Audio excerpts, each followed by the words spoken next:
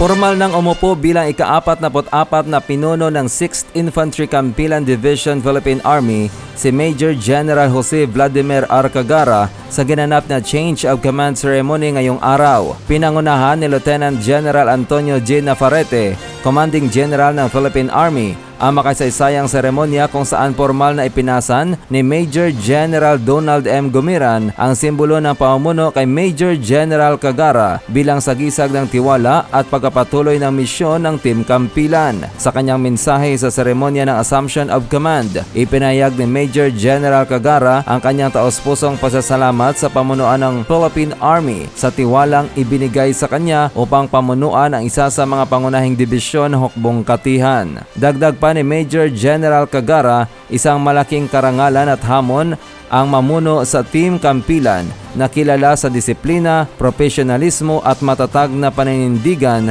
sa kapayapaan at kaunlaran sa bahaging ito ng Mindanao. Kasabay ng seremonya ay sinagawa rin ang donning of ranks kung saan formal na naitaas sa ranggong Major General ang bagong upong 6ID Commander na pinangunahan din ni Lieutenant General Navarrete. Bago ang kanyang pagtatalaga sa 6ID, pinamunuan ni Major General Cagara ang 1st Brigade Combat Team na nakabase sa Sultan Kudarat, Maguindanao del Norte, isang proud member ng PMA Maalab Class of 1993. Higit 3 dekada na siyang naglilingkod sa hukbong katihan, hinubog sa mga larangan ng intelligence, civil military operations at combat leadership. Pinuri naman ni Lieutenant General Navarrete si Major General Gumiran sa kanyang mahusay na pamumuno na nagpapatatag sa kapayapaan sa reyon. Ang kanyang paglipat sa Western Mindanao Command ay patunay ng patuloy na tiwala ng AFP sa kanyang kakayahan bilang leader militar.